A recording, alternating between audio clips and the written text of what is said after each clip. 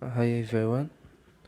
Here are my top 10 PhD apps that will help you be a better scientist, be a better person, be more productive, everything that a perfect PhD student should be. If you're new to this channel, please remember to subscribe and hit that bell notification because that means a lot for me. Also, I'm going to share with you everything I learned about doing a PhD. So remember to subscribe. Okay, let's get over to that first important app. So the first app that you should consider is Evernote or another like note taking app. So these apps are fantastic because if you have a tough come to mind or you need to grab a picture or reference or an image, you can just grab them, put them into your Evernote or Google Keep.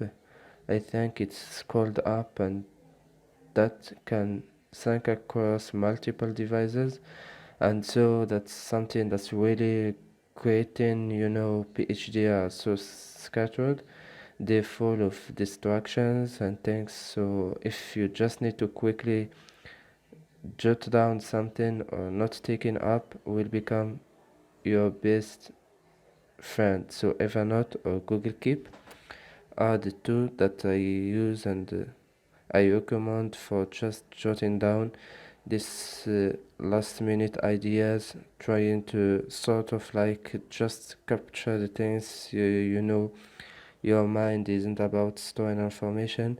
You should free up your mind for creativity, and so just getting it out, getting the thing you should remember out into an app will help you.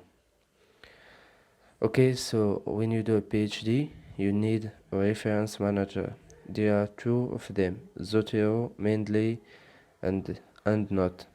Personally, I use Zotero, and I know some people love Mendeley as well. But when I started my thesis during my master's, a reference manager just wasn't a thing, and so I typed in all the references by hand, and it was just horrible. So the great thing about this is there's lots of plugins for Word or whatever word processor you're using, and yeah, it's fantastic. You pull in a reference, it grabs all the metadata, it organizes it for you. You can add notes in the program, and then it creates a bibliography or reference list for you at the end perfectly. So make sure you get to grips with a good reference manager that will become your friend when it comes to that awesome time of writing your thesis. And now, as a PhD student, you are going to have lots of tasks to do. You're going to have tasks for an upcoming conference. You're going to have tasks for writing papers, applying for grants, preparing for that conference presentation, preparing a poster as well. So all of these things require you to be over everything. So this is an app that's going to help you manage your time. It's a task management app. I love Asana. Asana is just a great thing. Each little task has its own card, and you can move it to a process.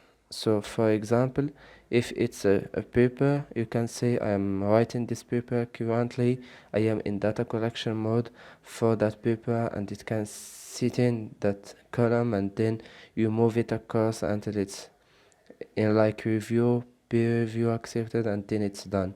Something with conference presentations, when you say, okay, I'm going to give a conference where I am collecting data, I'm preparing the talk, I am refining the talk, I am giving a practice talk, and I am then taking it to the conference. Like just having this linear sort of process is really great, and Asana will help you do that. You can also use Trello as well. And once again, this is about emptying your mind and having it stored somewhere else. so you're not completely bogged down, and you can use your mind for creativity and thinking about things, which is what a good PhD student should be doing. So I am rubbish at spelling, and so I always use Grammarly. Grammarly is a great way for just checking your grammar, checking your spelling, and look, to be honest with you, I don't think I am necessarily bad at spelling, but my mind goes super fast and my fingers just type, and I am trying to type at the same speed that my mind is giving my hands the taps, and it just gets really messy and gets really kind of full of grammar mistakes, full of typos, and word processor have their own inbuilt spell checks and they're great, but Grammarly is just that little bit sort of finer, I guess, for the sort of language that you're using, and so I have used Grammarly. It's a free option, and especially when I am writing scientific texts, I just always use it. I trust it, and it's getting better and better, so Grammarly I think should be a useful tool for nearly everyone. If they're a writer, download it and you won't regret it.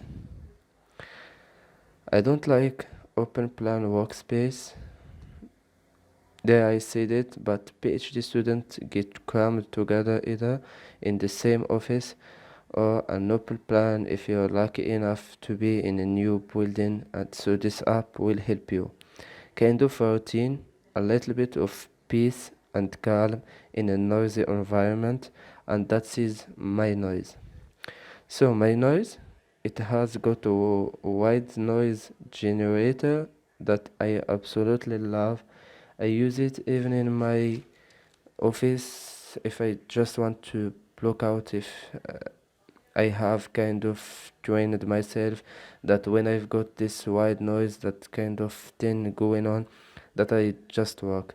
It helps improve deep work. It helps improves my concentration, and so yes, my noise, I think it's .net is the website, and they also have an app as well for Android and iPhone, and so you can just download it. It's free. I've used it mainly for the white noise purposes, but there are ton of other things like babbling box and white noise, brown noise, blue noise, pink noise.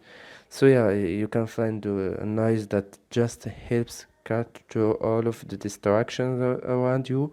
It helps keep you focused, and I really recommend it. So go check out my noise. If you have problems with the noisy work environment and you just want to settle it and do some deep work. This one is something I haven't seen anyone else talk about before, and that is smart tribe. So when you're doing a PhD, let's be honest, you are not going to end up with an academic career. That is just not what happens these days. So smart tribe connects PhD students and academics with industry. It's a great collaboration tool. It accelerates the collaboration aspects. I don't know why you wouldn't sign up and just start to get your free introductions. There is a freemium plan for one introduction month where you can just get connected. It's like networking without all of the boring sort of like small talk or awkward standing in a corner or on your own. So smarttribe.io is the website. Go check it out, because if you are looking at this later kind of steps like entering a new career, trying to expand your networks, trying to look at industry as an option for you, even just collaboration with industry. If you want to stay in academia, I think it's very important. So it's a great app. It's only on the web at the moment, so go check it out, Smart Tribe, and I think it's a fantastic tool for those that want to be connected with industry and increase and accelerate the collaboration. So when you're doing a PhD, your mental health is important. Okay?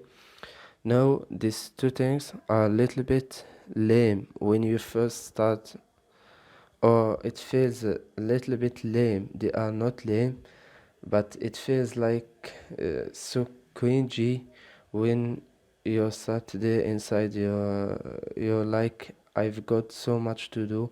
But there are meditation apps. So Headspace is probably the most famous one, and someone that I really like. I use it every single day for at least 10 minutes as a guide or semi-guide meditation.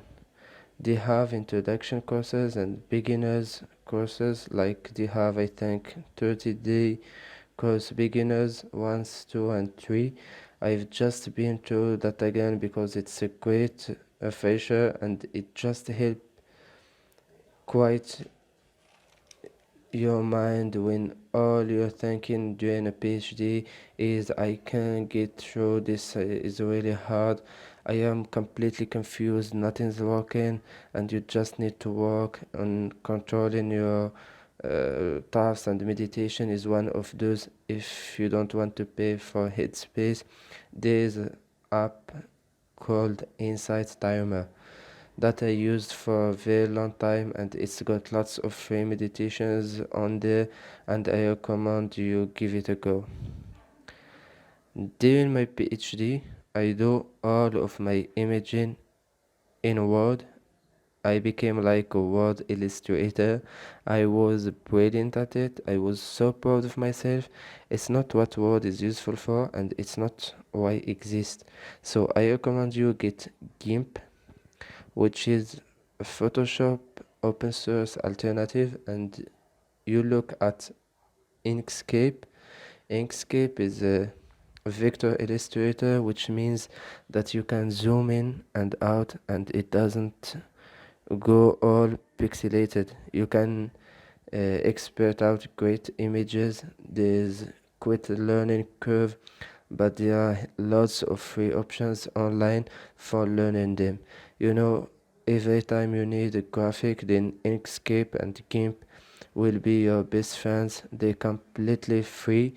They're super powerful. I've used them for years now, and I absolutely love them. All the logos, all of everything that I create is with those two platforms, and so yes, I absolutely love it, and getting used as a PhD student to communicating visually is super important. It will kind of separate yourself from the pack, so good communication is fantastic. The last app, number 10, is a timer app. I use an interval timer just to focus my mind, just to make sure that when I am working on something, I know how long I've been working on it, and also that I am not distracted during that time. So I do about an hour and a half of deep work where I just focus. This is going to be part of it when I edit this video. I work without any distraction. I don't look at phone. I put my phone on flight mode, and so having a timer just allows you to be honest with yourself. Even if you just want to do a half an hour to an hour, 45 minutes, whatever it is, put that number in and just put start, and it will tick down. It will just make sure that you do get 45 minutes with a good work right in, what distraction, because you are not good at estimating it, I guarantee it. Okay, let me know in the comments below what you would add to that app list, and if I've missed anything about important. So enjoy the rest of the week, stay safe, and see you in the next video. Thank you.